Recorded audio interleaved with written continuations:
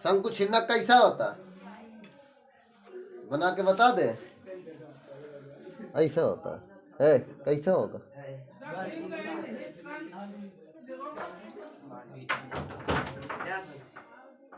ये शंकु ही का यहाँ से कहीं से काट दिया जाए तो क्या बन जाएगा? ऐसे इसको निकाल दो। शंकु छिन्नक ऐसे, इसकी त्रिज्या क्या कहलाएगी? यानी बाल्टी जैसा है ये R1 और इसकी त्रिज्या क्या कहलाएगी? और ये तिरछी ऊंचाई L कहलाएगी। ठीक है, ये सीधी सीधी ऊंचाई H कहलाएगी। समझ गए?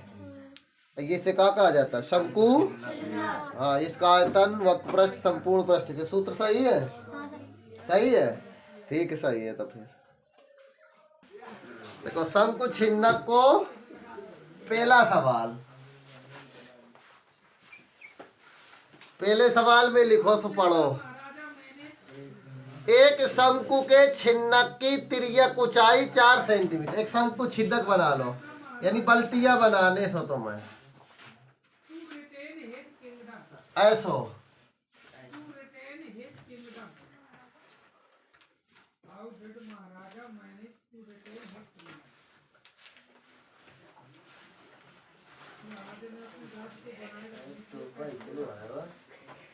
ऐसो शंकु छिन्नक देखो। अच्छा, एक शंकु छिन्नक की तिर्यक ऊंचाई 4 सेंटीमीटर। ये तिरछी जो ऊंचाई है ये कितनी है? हाँ, इसके वृत्तीय सिरे के परिमाप 18 और देखो इसका परिमाप यानी इसका 2 पाई R1, इस साइड का क्या होगा? 2 पाई R1 18 हो गया, और इसका 2 पाई R2 कितना हो गया? 6 सेंटीमीटर। कोई दिक्कत तो नहीं है? आगे पढ़ते हैं। इस छिन्नक का वक्र पृष्ठीय क्षेत्रफल ज्ञात कीजिए। क्या निकालना है? वक्र पृष्ठीय क्षेत्रफल।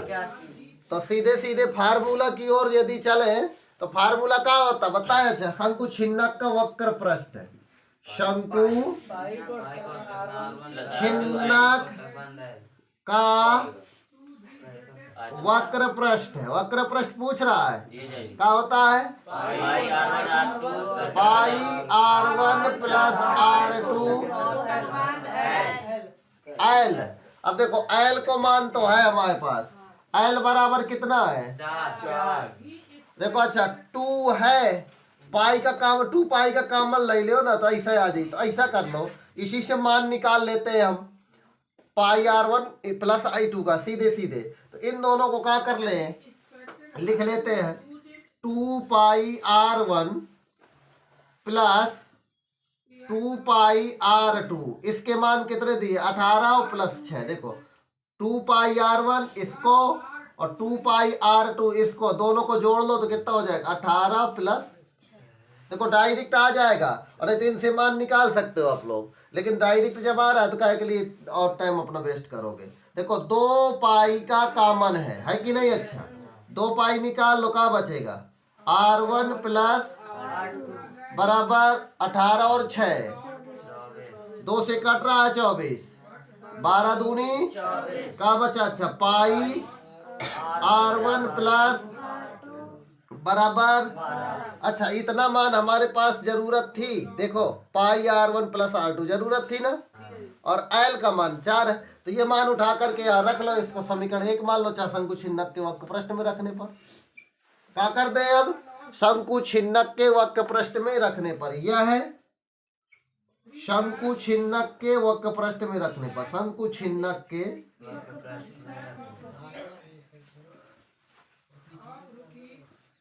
वक्र पृष्ठ पर रखने पर, इसी को हम कह सकते थे समीकरण 1 में रखने पर। वक्र पृष्ठ में इसको रख दो तो देखो पाई R1 प्लस R2 कितना लिख दोगे? 12। तो लिख दो शंकु छिन्नक का वक्र पृष्ठ।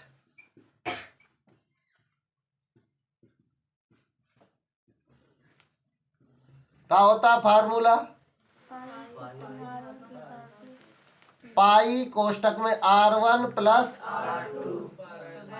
और L ठीक, इतने की जगह क्या लिख दोगे, ये लिखा है पाई R1 प्लस R2 की जगह 12 और L की जगह अच्छा 12 चौको 48 सेंटीमीटर। कोई दिक्कत? जल्दी से नोट करो फटा। क्या क्या पूछा है, चादर का क्षेत्रफल यानी कितनी चादर लगी है उसकी कीमत भी बताओ। ये भी पूछ रहा है कितनी कीमत लगेगी, 8 रुपया प्रति 100 वर्ग सेंटीमीटर की दर से। और ये भी पूछ रहा है कि ये 20 रुपया प्रति लीटर की दर से दूध भरा जाएगा तो कितना पैसे का दूध इसमें भर जाएगा। और इसकी त्रिज्याएं ऊंचाइयां दी हुई हैं। तो शंकु छिन्नक बना लो, एक बल्टिया बनानी है तुमको। कहाँ बनानी है, ऐसे बाल्टी को बना लो।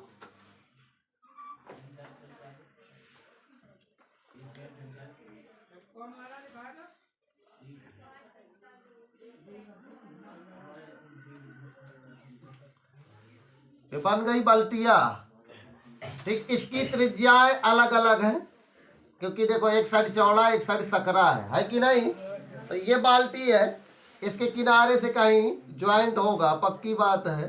तो ऐसे ज्वाइंट हुआ करता बाल्टियों में, देखा होगा ऐसे लगा रहता। और इसी के आसपास एक कन्ना लगा देते हैं, कन्ना जानते हो, ऐसे बाल्टी को रगड़ने के लिए ऐसे होता है। ठीक है, तो ये है बाल्टी। अब सुनिए जरा, क्या कह रहा है, धातु के एक चादर से बना, ऊपर से खुला है, ऊपर से खुला है तो नीचे से ये पिंदिया में बंद है। ये कैसा है, नीचे से बंद है, ऊपर से खुला है।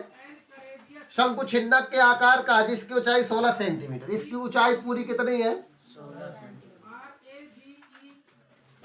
ये सीधी सीधी ऊंचाई h कहलाती है। तो h बराबर कितनी हो गई, 16 सेंटीमीटर।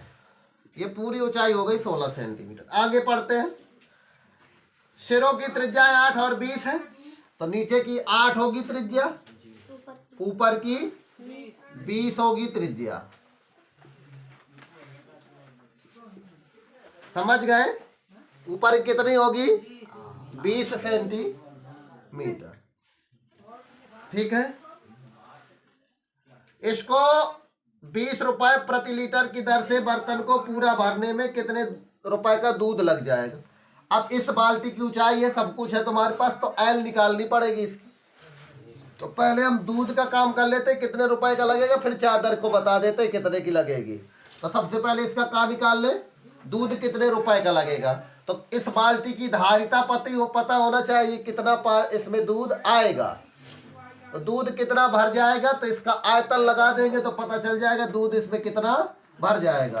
तो सबसे पहले आयतन के लिए हम लिख लेते हैं इसके मान कौन कौन से दिए हैं। देखो R1 का मान, R1 का मान कितना है, 20 सेंटी। R2 का मान 8 सेंटी। H का मान लिखा है, इसकी धारिता निकाल लो, बाल्टी की धारिता कहाँ निकालोगे, बाल्टी की, यानी इसमें कितना दूध भर जाएगा, यानी कि आयतन। धारिता मीन्स आयतन। बताओ ये शंकु छिन्नक है, इसकी धारिता का फार्मूला क्या होगा,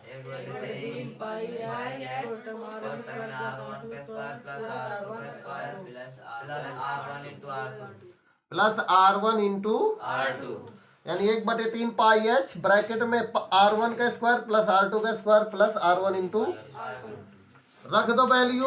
1/3 पाई h की जगह कितना होगा, 16 है। R1 के स्क्वायर यानी कि 20 का स्क्वायर, देखो ये ब्याज तो नहीं दिए, त्रिज्याएं ही हैं, प्लस R2 8 का स्क्वायर प्लस दोनों की मल्टीप्लाई। अब इनको हल कर लो, गुणा। तो यहां से इसमें देखो मान आन रख दिए, इसके बाद 1/3 पाई 16 और इसका वर्ग 4 से इसका वर्ग 64, इसका मल्टीप्लाई 160। 1/3 पाई 16 लिख दिया, इसका गुणा जोड़ लिया सब तो 624, 3 से कट गया 208। पाई का मान 3.14 गुणे 16 208। इन सब का गुणा करने पर ये आया आप लोगों का 10,449.92। इतने घन सेंटीमीटर, इसको लीटर में बदलना क्योंकि मूल्य प्रति लीटर दिया हुआ है कि 20 रुपया लीटर दूध मिल रहा है। तो 1 लीटर में कितने सेंटीमीटर होते हैं? 1000 घन सेंटीमीटर। तो लीटर में बदल लिया तो बाल्टी में कितना दूध आएगा? 10.45 लीटर। लगभग कितना आएगा क्योंकि ये 449 है तो 10.449 हटा देंगे तो 445 कर लेंगे लगभग।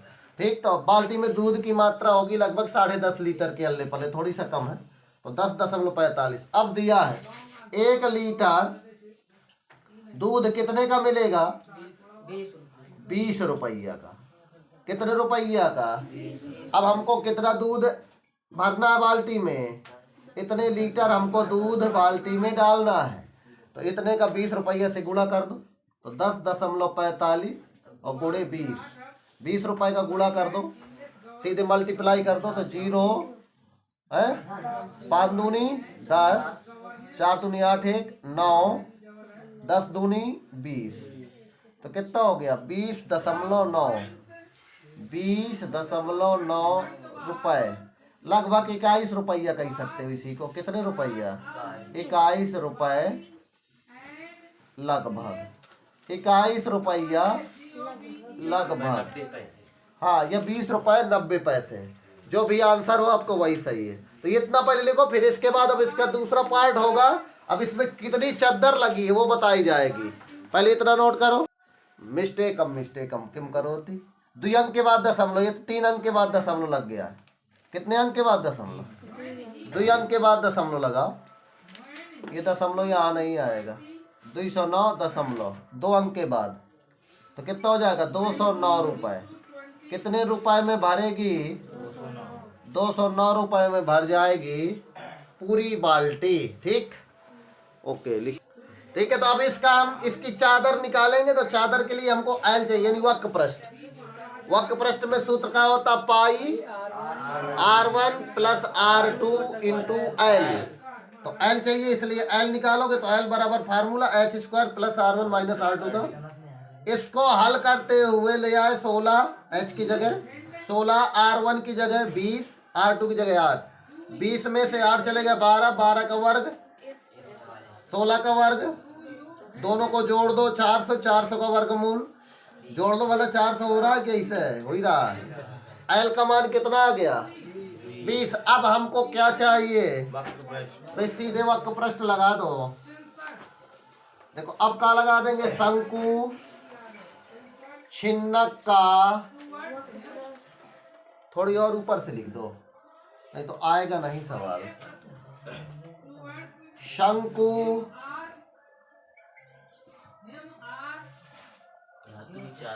छिन्नक का वक्र पृष्ठ।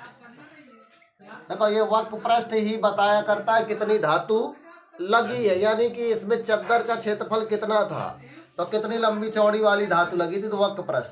तो देखो वक्र पृष्ठ तो बता देगा कितनी चद्दर लगी है, लेकिन इसमें देखो वक्र पृष्ठ तो लगाएंगे तो क्या होगा? सूत्र पाई एल कोष्टक में R1 प्लस R2, इतना तो वक्र पृष्ठ होगा शंकु छिन्नक का। लेकिन इसमें पिंदिया भी है तो ये ऐसा ना लिख करके ऐसे लिख लो है? हाँ, तो देखो शंकु छिन्नक में लगी चादर, शंकु छिन्नक में, शंकु छिन्नक में लगी, सब समझ में आएगा। देखो इसमें चद्दर कितनी लगी है तो इसका वक्र पृष्ठ बाल्टी का देखो चारों तरफ से इसे गोल गोल मड़ने का, और प्लस एक है इसमें नीचे वाली पेंदी लगी है, ऊपर से खुला है तो पेंदी भी तो लगी है, तो प्लस पेंदी का क्षेत्रफल तो क्या होगा? पाई R2 का स्क्वायर। छोटी वाली आ लगी है नीचे, ऊपर तो चौड़ाई है नीचे का है तो छोटी वाली त्रिज्या आएगी, तो छोटी वाली त्रिज्या का मतलब पाई R2। ना समझ में आया? तो इतनी चादर तो गोलाई बनाने में और इतनी चादर उसकी पेंदी को बनाने में, तो टोटल चादर इतनी लगी है। बस मान उठा के रख दो। देखो पाई की जगह पाई रहने दो, एल की जगह 20 आ गया है, R1 की जगह 20 का है के लिए, हाँ R1 भी 20 है ना, और R2 की 8 है, प्लस पाई R2 का स्क्वायर 8 का स्क्वायर 20 और 8 28। इस पाई का मान 22/7 खोल लो। अरे कट रहा है तो खोल लो, न कटता तो वो 3.4 खोल लेंगे। 7 चौको कट रहा है ना, इसलिए पाई का मान 3.14 यहाँ खोल लो। 8 का वर्ग 64।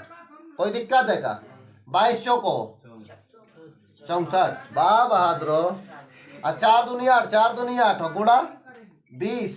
देखो 4 का गुणा 22 से किया, प्लस इसका गुणा कर लो। गुणा करके बताओ जरा कितना आ रहा है, फटाफट का।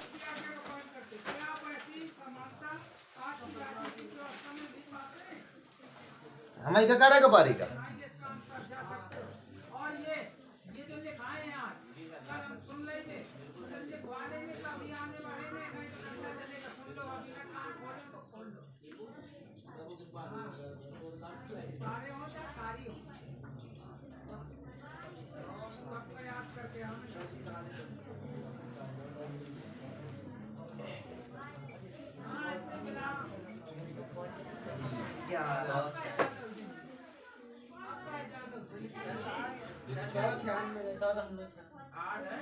सौ 96 बताओ। तुमसे हमने बाद में स्टार्ट करो तब हम कर ली। कितना हो है? ऐसा आया है? बिल्कुल सही है।